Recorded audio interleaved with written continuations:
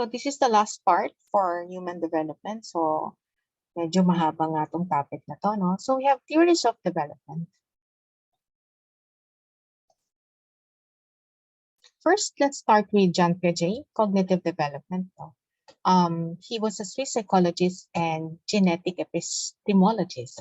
He is most famously known for his theory of cognitive development. Development that look at how children develop intellectually throughout the course of childhood.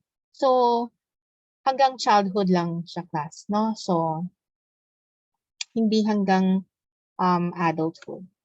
So, here's Piaget's stages of cognitive development. Paano nagde-develop yung thinking or mental processes ng mga bata.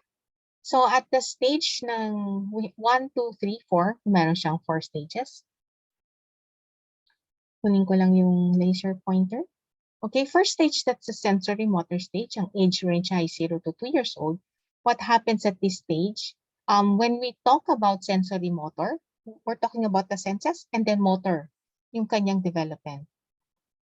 Try to remember yung, diba, central nervous system, peripheral nervous system, autonomic, and then we have the somatic. Somatic, we have under that sensory at saka motor. So, eto yun, yung similar to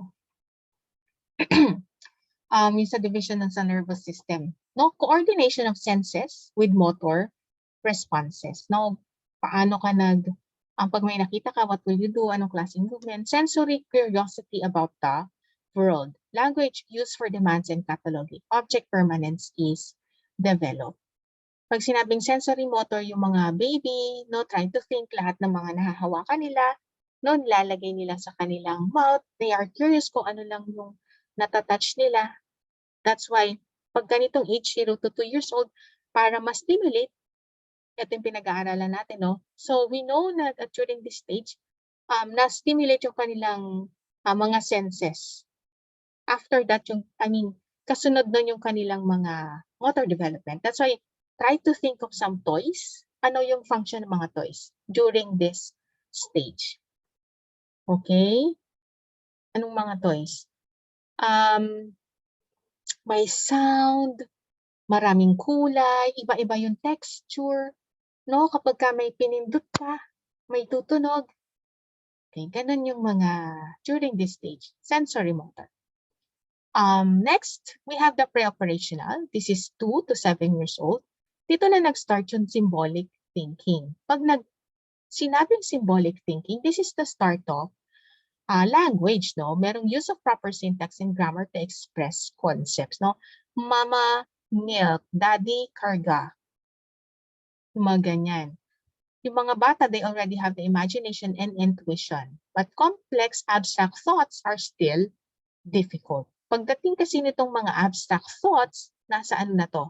11 pataas. Ito yung sa formal operational. Ano lang yung pwede natin ipagawa or ituro sa mga bata na 2 to 7 years old. Remember, at this stage, pre-operational, ito na rin ang age ng preschool.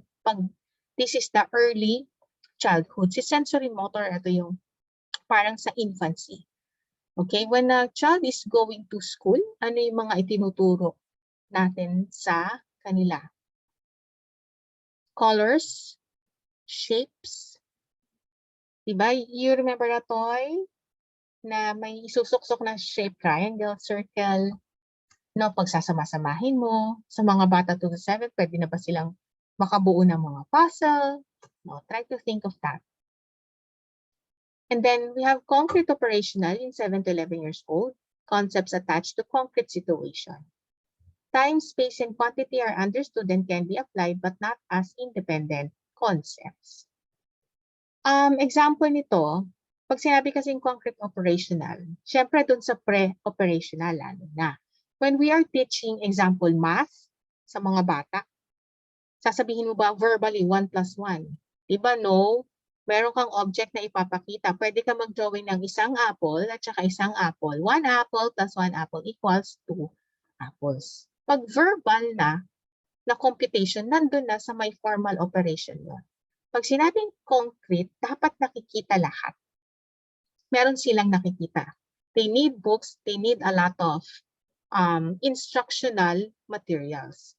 Yung mga ibang app na pangbata or even yung mga videos na napapanood natin sa YouTube, masyadong visual. That's why it's very appealing sa mga bata.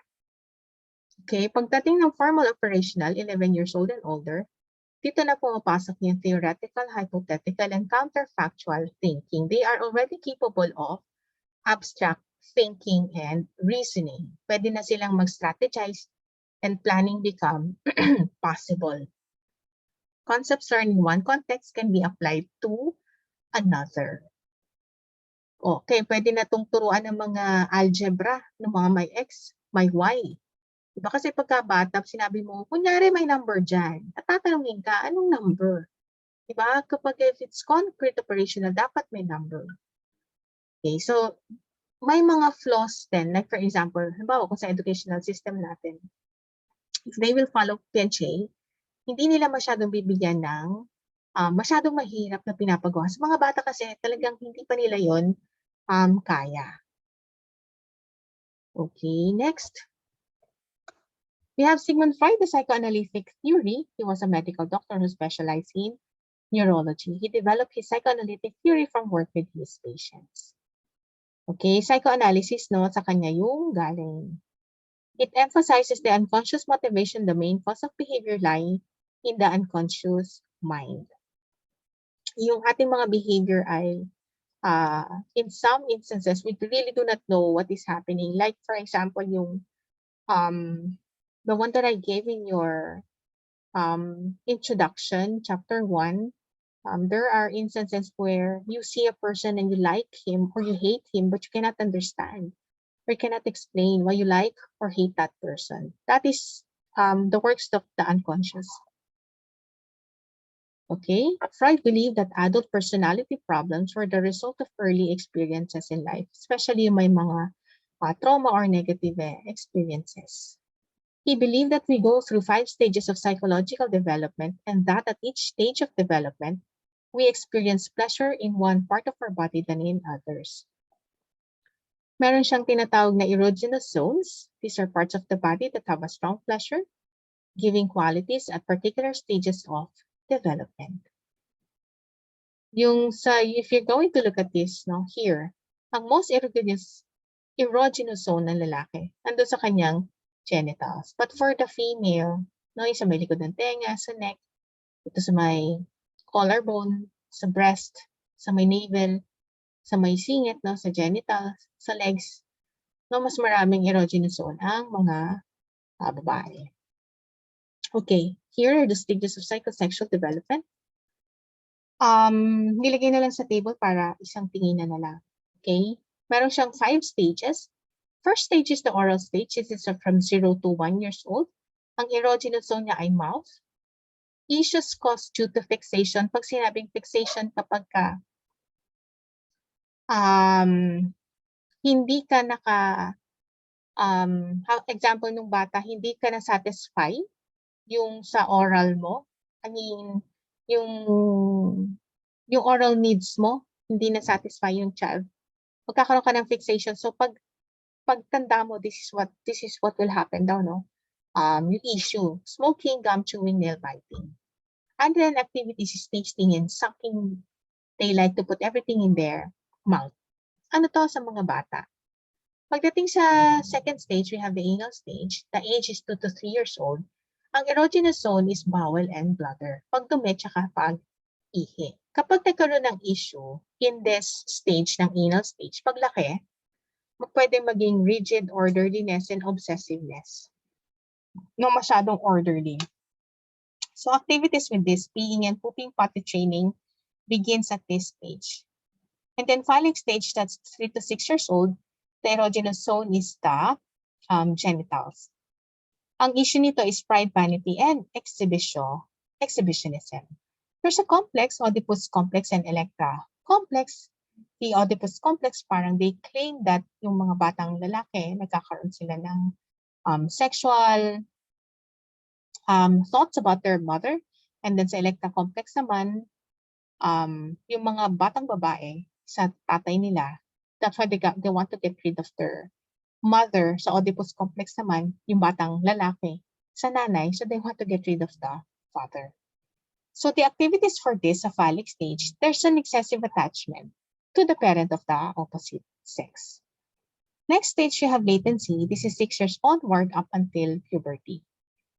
There's no erogenous zone kasi inactive yung mga sexual feeling. So meron dito ay penis envy. Penis envy is, this is kay Horney na it would refer to yung parang superiority ng mga males, no, in the society. Parang yung mga feminist view, similar to that. So the activities here during this period latency, this is dormant, walang ganap. Most of the time, it's spent in interacting with peer and role models from the same sex. Ang kalaro ng mga babae, kalaro ng lalaki ay lalaki. And then genital, this is puberty onwards. Meron ng erogenous zone, no? Still, it's a genital. Magkakaroon ng mature sexual interest. Nagkakaroon ng attraction towards the opposite sex. Ito, you can look naman, you can refer to this doon na lang sa PDF copy.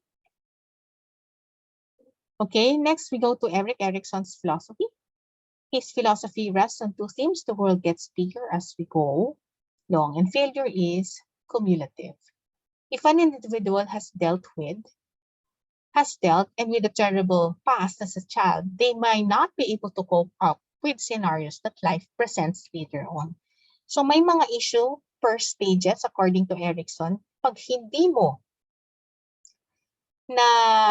ka nakakope with that, sa mga early stage, mabibitbit mo siya, madadala mo siya hanggang ikaw ay tumanda.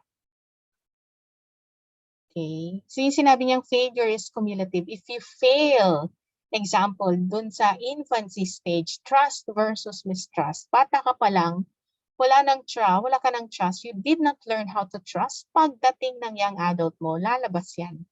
Yung issue ng trust. At lahat ng madaanan niya na stages, lalabas ang mistrust. Okay, let's talk about Erik Erikson. The first stage is infancy. This is 0 to 18 months.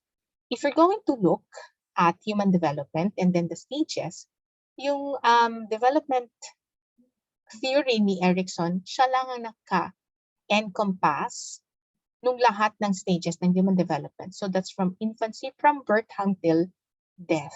Yung kay Sigmund Freud, hanggang 12 lang, no, age ng puberty. Kay Jean Piaget, hanggang sa 11 onwards lang, no, wala naman siyang describe pagkatapos ng 12 years old. So it's only Erik Erikson who has these stages. Okay, infancy, ang basic conflict niya is trust versus mistrust. Ang important event doon ay feeding at saka comfort. The key question to be answered is my world safe? So, basahin na lang natin, no? What's the outcome? Children develop a sense of trust when caregivers provide reliability, care, and affection. A lack of this will lead to mistrust. Ang question here, I'm telling you earlier, yung mga bagong panganak, yung mga babies or infant, hindi pa sila nakakagalaw, hindi pa nakakakilos mag-isa, hindi marunong kumain, they are very dependent on their caregiver. No, kapag umiyak yung bata, hindi mo agad napuntahan. That child will learn to not trust the environment. Pwede niyang matutunan na hindi safe. No, halimbawa kinagat siya ng langgam, napasukan ng langgam sa tenga, that's very painful. Nobody is helping the child. No, the child will know, the baby, the infant will know that it's not a safe place. Pero kapag nababantayan mo siya, naalagaan mo, na-feed mo, napakain mo, na-comfort mo, malalaman niya na the infant would learn how to trust. Okay, next, early childhood, that's 2 to 3. We have autonomy versus shame and doubt. Ang event dito ay toilet training at saka dressing. Can I do things by myself or need I always rely on others? Ang nangyayari dito, autonomy, may mga parents na ayaw masaktan ng mga bata, ginagawa yung mga dapat nilang gawin para sa mga bata, hindi natututong maging independent or autonomous ang mga bata. If a child feels na ganun, no, pwede siya maka-feel ng shame and doubt. Bigla niyang iisipin sarili niya na baka hindi niya kaya. Kasi laging may gumagawa para sa kanya. So dapat yung mga bata, they need to develop a sense of personal control over physical skills in a sense of independence. And then during this time, 2 to 3, yung mga bata, they start to walk. Ayaw na rin magpahawak. Ang mga parents lang medyo natatakot because there's always the idea nung pwedeng maaksidente or masasaktan. Pero may mga parents na ayaw masaktan, pero kailangan na rin yung mga bata rin ay paminsan-minsan masasaktan na hindi naman yung to the point na aksidente. Okay, para like riding a bike, diba? When you're teaching a child how to ride a bike, pride niya yun kapag natuto siya. Kahit nagka-sugat-sugat or sumemplang, something like that. You know, success leads to feelings of autonomy. Failure results in feelings of shame and doubt. Next, we have preschool 3 to 5. This is conflict initiative versus guilt. What happened here? No, exploration, naglalaro yung mga bata. Am I good or bad? Children need to begin asserting control and power over the environment, especially when playing. May mga bata na during play, gusto nila sila yung masusunod, yung iba, ang bahay-bahayan, diba? Yung may mga rules, no? Some play may mga rules na sila. Success in this state leads to a sense of purpose. Children who try to exert too much power experience disapproval, resulting in a sense of guilt. Okay, next school age, 6 to 11. Papasok na sila ng school, grade 1. This is industry versus inferiority. They started going to school, that's why they have the school or activities. How can I be good? No, that's the key question. Children need to cope with new social and academic demands. Biglang nagkaroon sila ng maraming classmates, and they started to compare themselves with others. Okay? May nagagawa yung iba, ibang tao hindi niya nagagawa. So pagka ganun, pwede maka-feel siya ng inferiority or competence kung kaya niyang gawin. Next, we have adolescents, 12 to 18, identity versus role confusion. Ang important events here are social relationship and identity. So who am I and where am I going? What's your identity? Or are you confused with your identity? Teens need to develop a sense of self and personal identity. Hindi identity ng parents nila, sarili nilang identity. Some parents would impose on their children yung mga unfulfilled dreams nila. Hindi maganda yun. Okay, success leads to an ability to stay true to yourself, while failure leads to role confusion and a weak sense of self.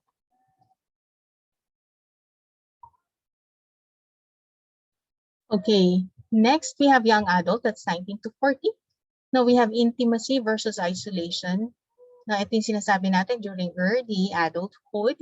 No, we have this expectation na magkaroon ng intimate relationship. So sabi rin ni Erickson, if there is failure in the earlier stage like mistrust here, shame and doubt, guilt, inferiority, identity, especially identity. If you don't know yourself, it will be hard for you to know other people and form intimate relationship.